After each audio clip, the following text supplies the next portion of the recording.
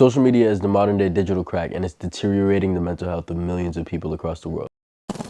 What's good? My name is JUFU, formerly known as Julian Fulian. I'm a multi-hyphenate and content creator and former Viner.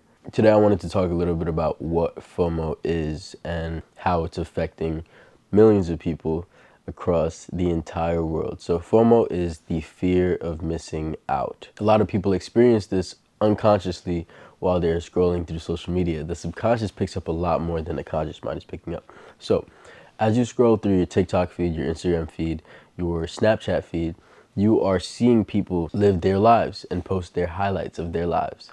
Now you see the problem with this picture? You're sitting down when you could be living your life to the fullest, but you're watching others as they go about their day. And you scroll, and you scroll, and you scroll. And that's really just how it goes. It's a cycle. In today's day and age, everybody wants attention. Everyone wants to be somebody. Everybody wants to be remembered. Everyone wants to be financially free. Many people aren't posting like the real, like what's getting you to those highlights? What got you to that position? How many days of struggle did you have? How many days of being upset and pain and tears have you been through? A lot of us don't see that on social media. So as we are experiencing our pain and scrolling through, watching others enjoy the highlights of their life, you're bound to start comparing yourself and feel like you're inadequate. You know, you could be looking at somebody, you could be 26 years old looking at somebody who's 19, and the 19-year-old has a marketing agency and a $1 million home and a Lamborghini, and you're 26 still trying to figure it out, and you're watching his videos. You see what I'm saying? So a lot of us are experiencing the fear of missing out. Not only do we feel like we're missing out on what we could be doing or what our life should be, but we might also feel like we're missing out on the latest news or missing out on just culture. But I'm here to tell you, you're not missing out on anything except for your own life and your goals. Social media is an addiction, and it is the modern day digital crack. And it's only getting worse. Now that I think about it, when I started social media, it started off of the principle of FOMO. I had some friends and they had 500 followers making comedy videos. I said to myself, maybe this is a good idea for me and I should start shooting some comedy videos as well. So I did that. There's all these social media conventions and all these meetups, and sometimes I would go to these events over the years and feel like I didn't fit in with those who had a higher following than me. I thought to myself, all right, this person has 1 million followers. I only have 100,000. They don't want to talk to me. They don't want to know anything about me. I can't be friends with them.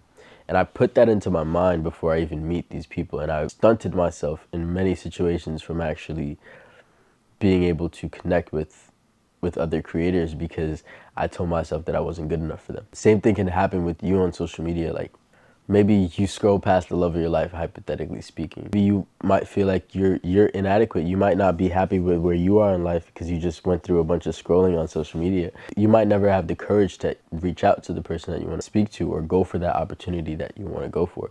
I think one of the main issues that people have today is how they are using social media. When you're using social media in a negative and unhealthy way, it will reflect in your life.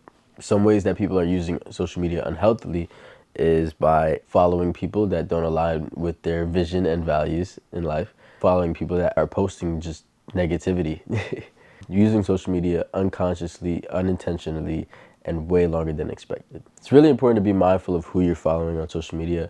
Who you are following on social media literally creates your illusion of reality today. The way that you view the world today is highly influenced by your social media usage and who you follow. The things that the algorithm consistently presents to you is based off what they know you are interested in. So it will keep your mindset in a fixed place and your values and your perceptions in a fixed place unless you do the exploring yourself and try to figure out what else you can take into your mind and what else you can use to grow. I personally like to be mindful of who I'm following on social media. It's either people that I've met in person.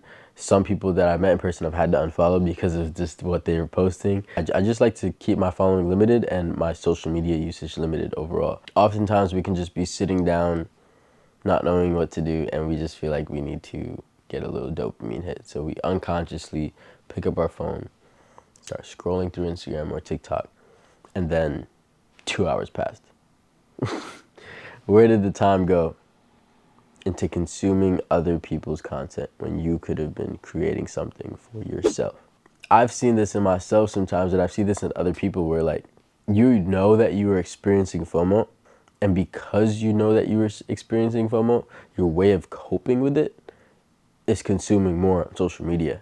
It's like you're a weed smoker and you want to quit smoking weed, but you don't want to think about the thought of the fact that you are addicted to weed. So then you go back and smoke more weed. With FOMO, it's like, oh, I'm not where I want to necessarily be in life. And if I stop watching all these people's videos, it'll probably help me get there. But because I don't want to face that right now, I'm going to watch more videos and maybe get something that's going to help me get towards my goals in life. But that just can turn into a cycle of consistently watching and watching and watching and watching and never executing. That's the toxic cycle that you want to avoid when it comes to social media usage. Let's talk about some ways that you can use social media in a healthier way.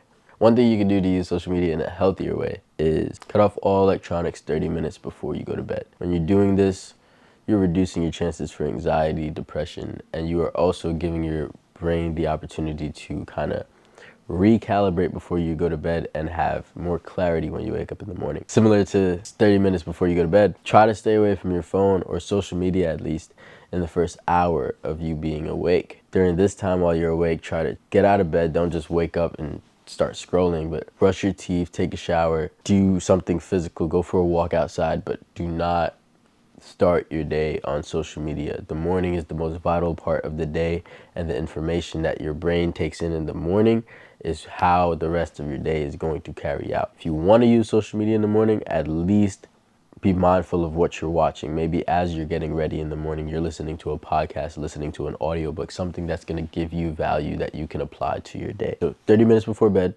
no social media. 1 hour after you wake up, no social media. Another thing you can do is change your following. Be mindful of who you are following on social media. Stay away from people posting negative stuff. Stay away from people posting controversial stuff. Stay away from anything that doesn't align with, once again, your values and your vision for yourself and your future. You know, people say like, we become most like the people that we surround ourselves with. If you surround yourself with 4 millionaires, you're more likely to be the 5th millionaire. Same concept with social media. You follow a bunch of millionaires or people that are posting things that are positive and aligned with what you want to achieve, you are more likely to adopt some of those people's traits and make it your own. Another way that you can use social media in a healthier way is to limit your usage overall using iPhone screen time. Screen time on iPhone allows you to limit the amount of time that you're allowed to use certain apps. So you can put a timer on TikTok for like 30 minutes for the whole day. Instagram, 30 minutes for the whole day, etc.